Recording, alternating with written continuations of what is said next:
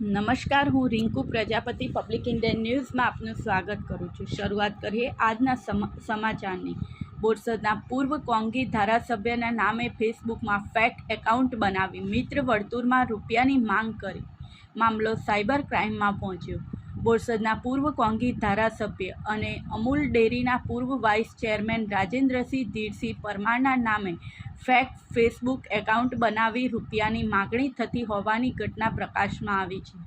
ત્યારે આ અંગે રાજેન્દ્રસિંહ પરમારે આણંદ સાયબર ક્રાઇમમાં અરજી આપી કાયદેસરની કાર્યવાહી કરવાની માંગ કરી છે। આજના ડિજિટલ યુગમાં સોશિયલ મીડિયાનો ઉપયોગ ખૂબ જ વ્યાપક બન્યો છે। તેની સાથે સાથે સાયબર ગઠિયાઓ પણ સોશિયલ મીડિયામાં સક્રિય બની લોકો પાસેથી રૂપિયા પડાવતા હોવાના કિસ્સા અવારનવાર સામે આવી રહ્યા છે।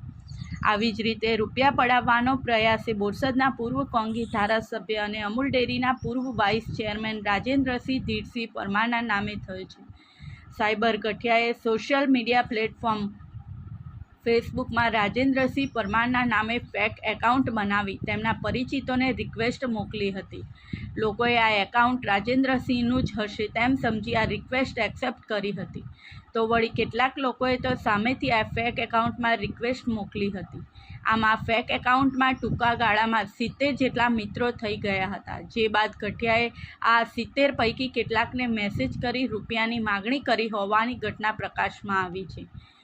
ફેક ફેસબુક એકાઉન્ટ થકી પોતાના મિત્ર વર્તુળમાં રૂપિયાની માંગ થતી હોવા અંગેની માહિતી રાજેન્દ્રસિંહને મળતા તેઓએ તરત જ સાયબર ક્રાઇમમાં પોલીસમાં આ બાબતે અરજી આપી છે અને સમગ્ર મામલે તાત્કાલિક કડકમાં કડક કાર્યવાહી કરી બોગસ એકાઉન્ટને બંધ કરવા તેમજ આ કાવતરું રચનાર સામે કાયદેસરની કાર્યવાહી કરવાની માંગ કરી છે।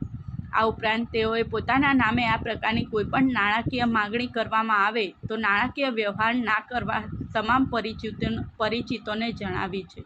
આ સાથે આજના સમાચારને અહીં સમાપ્ત કરીએ છીએ।